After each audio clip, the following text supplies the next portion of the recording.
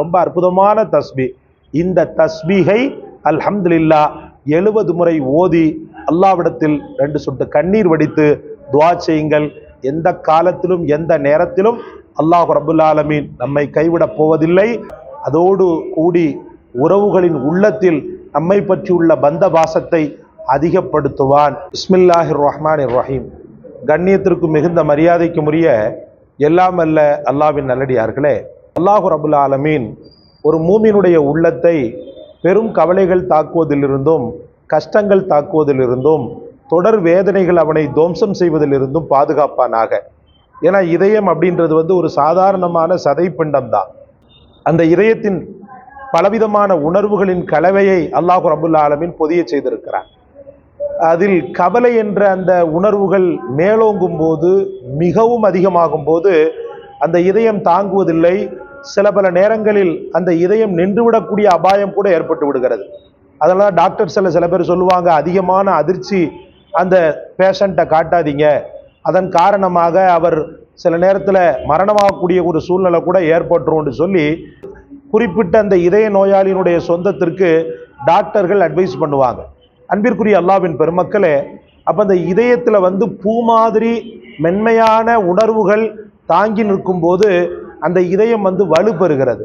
அல்லாஹ் ரப்புல் ஆலமீனுடைய நினைவுகளும் ரசூலுல்லாஹி ஸல்லல்லாஹு அலைஹி வஸல்லம் நினைவுகளும் அவர்களை பற்றியுள்ள சிந்தனைகளுமே சுத்தி அடிக்கக்கூடிய இதயங்கள் மென்மையாகத்தான் இருக்கின்றன. என்ன ஒரு கரடுமுரடான துன்பங்கள் அதை தாக்க முற்பட்டாலும் எதிர்த்து நின்று போராடக்கூடிய ஒரு வல்லமையை தான் அது பெறுகிறதே ஒழிய அது உடைந்து விடாது சகோதரர்களே. அதனாலதான் நம்ம அதிகமா சொல்லுவோம், சின்ன வயதிலேயே அல்லாஹ்வுடைய உணர்வுகளை இதயத்துல நிரப்பும். இதயத்தை 3 தட்டுகளாக பிரிக்க வேண்டும். முதல் தட்டு அல்லாஹ்விற்கான தட்டு, 2வது தட்டு முஹம்மது ரசூலுல்லாஹி ஸல்லல்லாஹு அலைஹி வஸல்லம் அன்னாருக்கான தட்டு, 3வது தட்டு தான் நாம் அந்த உலகத்துல பாசம் நேசம் அன்பு அப்படின்லாம் சொல்றோமே, அவைகளுக்கு 3வது தட்டு தான் நம்ம என்ன செய்யணும், ஒதுக்கணும்.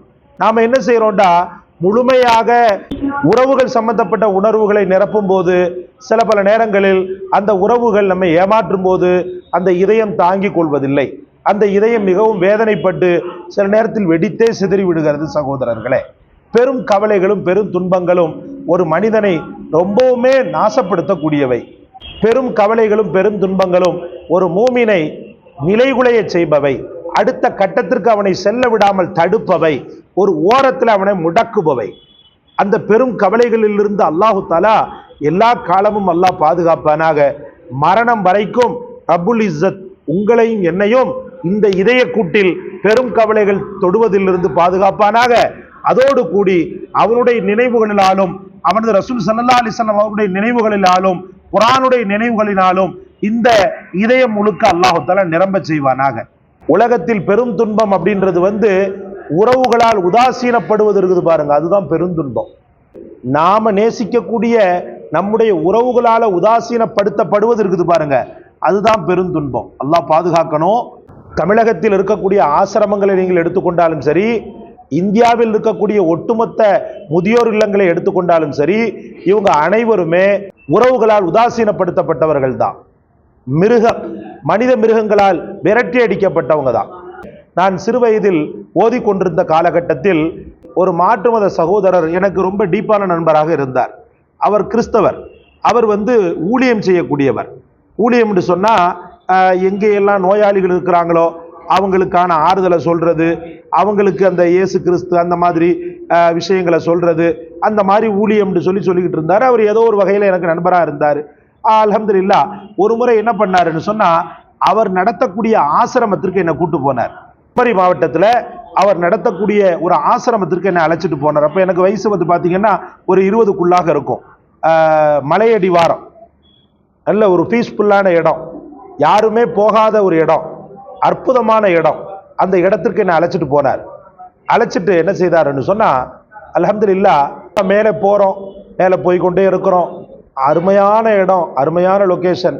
உள்ள பார்த்தீங்கன்னு சொன்னா கண் பார்வையற்றவர்கள், கால்கள் செயலிழந்து போனவர்கள், வயது ரொம்ப முதிர்ந்த மக்கள், ஆண்கள் பெண்கள் அப்படின்னு சொல்லிட்டு ஒரு 30 குவான்டிட்டி உள்ளவங்க, புத்தி சுவாதீனம் இல்லாதவர்கள், இப்படி பலதரப்பட்ட மக்கள் அந்த ஆசிரமத்தில் தங்கி இருந்தாங்க. அப்போ ஒரு வயோதிக, ஒரு நடுத்தர வயதில் உள்ள ஒரு பெண்மணி அதில் இருந்தாங்க. நடுத்தர வயதில் உள்ள அந்த பெண்மணியை பார்க்கும்போது எனக்கு என்னமோ நம்ம இஸ்லாமிய பெண் மாதிரியே ஒரு தோற்றம் தந்தது. அப்போ நான் என்ன செய்தேன்னு சொன்னா, ஆனா கன்ஃபார்ம்டா அவங்க கொஞ்சம் புத்தி கொஞ்சம் சுவாதீனம் கம்மியான மாதிரி இருந்தாங்க. ஒரு இன்னோசெண்டா, ஒரு வெகுளி போல இருந்தாங்க, அப்பாவி பெண்ணா இருந்தாங்க. அப்போ நான் அவங்க கிட்ட போனேன்.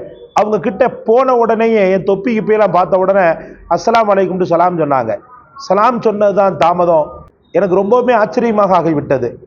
ஒரு மாற்று மத ஒரு ஆசிரமத்தில் நம்ம பெண் உட்கார்ந்து இருக்கிறாங்களே. அப்போ எனக்கு அந்த சிந்திக்கக்கூடிய திறன் கம்மியா இருந்ததுனாலையும் ஓதிக்கொண்டிருந்ததுனாலையும் இதனுடைய சாதக பாதகங்கள் எனக்கு தெரியல.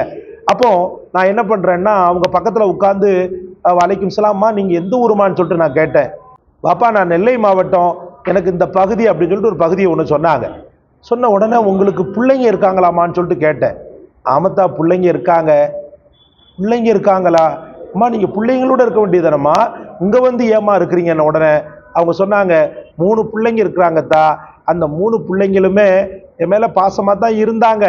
ஆனா எனக்கு இந்த காச நோய் வந்ததுனால, ரொம்ப இழப்பு நோய் வந்ததுனால நான் அங்கங்க துப்பி வச்சிடுறேன்னு சொல்லிட்டு என்னை இங்க சேர்த்துட்டாங்க. உடனே பேரிடி பெருங்கஷ்டம் என்னை தொற்றி கொண்டது.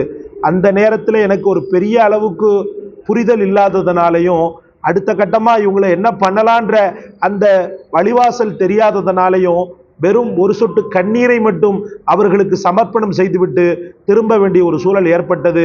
என்னால் அந்த நேரத்தில் என்ன முடிஞ்சதோ அது ஒரு 10 ரூபாய் 20 ரூபாய் என்னவோ வச்சிருந்தேன். அதை என்ன செஞ்சேன்னா, பிஸ்கட்டோ என்னமோ வாங்கி கொடுத்த மாதிரி ஞாபகம் எனக்கு. அன்பிற்குரிய அல்லாஹ்வின் பெருமக்களே, நான் எதுக்காக சொல்றேன்னு சொன்னா, இப்படி உறவுகளால உதாசீனப்படுத்தப்பட்ட மக்கள் தான் பெரும்பாலும் ஆசிரமங்களில் நிரம்பி வழிகிறார்கள். இவர் பெருசா என்ன செய்வாருன்னு சொன்னா, ரொம்ப கஷ்டமா இருக்குதுங்க, இவங்களை பராமரிக்கிறது பெரிய இதா இருக்குது, மாசம் இவ்வளவு அமௌண்ட்டை கொடுத்துட்றோம், நீங்க என்ன பண்ணுங்க, அவங்கள கொஞ்சம் பார்த்துக்கிறங்க, நீங்க எவ்வளவு கேட்டாலும் நாங்க மாசம் கொடுக்குறோம்னு பெருசா பணம் இருக்குதுன்னு சொல்லிட்டு வீசிட்டு போயிடுவாரு. ஆனா அவங்களுக்குன்னு சொல்லி ஒரு மனம் இருக்குதுன்றத இந்த பாழா பணம் மறந்து போயிடுவான். சகோதரர்களே, அவர்களுடைய உள்ளத்தில் நாம பிள்ளைகளோட வாழணும், நாம பேரம்பேத்திகளோட வாழணும், எல்லா உறவுகளோடையும் ஒன்றித்து வாழணும்னு சொல்லி அவங்க நினைச்சுக்கிட்டு இருப்பாங்க. ஆனால் அவர்களுடைய பெரிய பரிதாபம் இப்படி உதாசீனப்படுத்தப்பட்டு ஆசிரமங்கள்ல கொண்டு சேர்ப்பிக்கப்படுறாங்க. அன்பிற்குரியவர்களே, இந்த பெருந்துன்பம் பெரும் துயரம் அல்லாஹ் யாருக்கும் தரக்கூடாது. அப்படி தராமல் இருக்கவும் எல்லா காலமும் எல்லா நேரமும் அல்லாஹ்வுடைய உதவியோடும் ரசூலுல்லாஹி ஸல்லல்லாஹு அலைஹி வஸல்லம் துஆ பரக்கத்தோடும் உறவுகளோடு பின்னி பிணைந்த வாழ்க்கையை அல்லாஹ் எல்லா காலமும் ஏற்படுத்தவும் அல்லாஹ் ரப்புல் ஆலமீன் மிக பெரும் ஆறுதலாக இந்த பெருந்துன்பங்களிலிருந்து அல்லாஹ் நம்மை பாதுகாக்கவும், அந்த ரப்பே நமக்கு எல்லாமுமாக இருந்து நம்மை போஷித்து காலம் முழுக்க உடலுக்கு நல்ல திரகார்த்தத்தையும் உள்ளத்திற்கு நல்ல தெளிவையும் சிந்தனா திறனில் புத்திசாலித்தனத்தையும் அல்லாஹ் தருவதற்கான ஒரு அற்புதமான வஸீஃபா. அல்ஹம்துலில்லாஹ். படுக்க போகுவதற்கு முன்பு மனித சஞ்சாரங்களுடைய அந்த சத்தங்கள் அது இதுகள்லாம் அமைதியான பிறகு அல்லாஹ்விடத்தில் நீங்கள் கேட்கக்கூடிய துஆவுடைய திக்ர், இது துஆ கலந்த திக்ர். சொல்லுங்க, அல்லாஹும்ம அன்த ரப்புனா அன்த வலியுனா அன்த மௌலானா பன்சுர்னா. திரும்பவும் சொல்றேன், அல்லாஹும்ம அன்த ரப்புனா அன்த வலியுனா அன்த மௌலானா பன்சுர்னா. அல்லாஹும்ம அன்த ரப்புனா அன்த வலியுனா அன்த மௌலானா பன்சுர்னா. திரும்பவும் சொல்றேன், அல்லாஹும்ம அன்த ரப்புனா அன்த வலியுனா அன்த மௌலானா பன்சுர்னா. அல்ஹம்துலில்லாஹ்.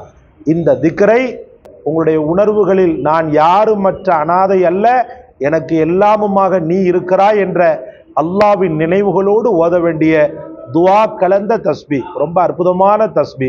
இந்த தஸ்பீகை அல்ஹம்துலில்லாஹ் 70 முறை ஓதி அல்லாஹ்விடத்தில் 2 சொட்டு கண்ணீர் வடித்து துஆ செய்யுங்கள். எந்த காலத்திலும் எந்த நேரத்திலும் அல்லாஹ் ரப்புல் ஆலமீன் நம்மை கைவிடப் போவதில்லை. உறவுகளின் உள்ளத்தில் நம்மை பற்றியுள்ள பந்த பாசத்தை அதிகப்படுத்துவான். அல்லாஹ் நம் அனைவருக்கும் தௌஃபீக் செய்வானாக.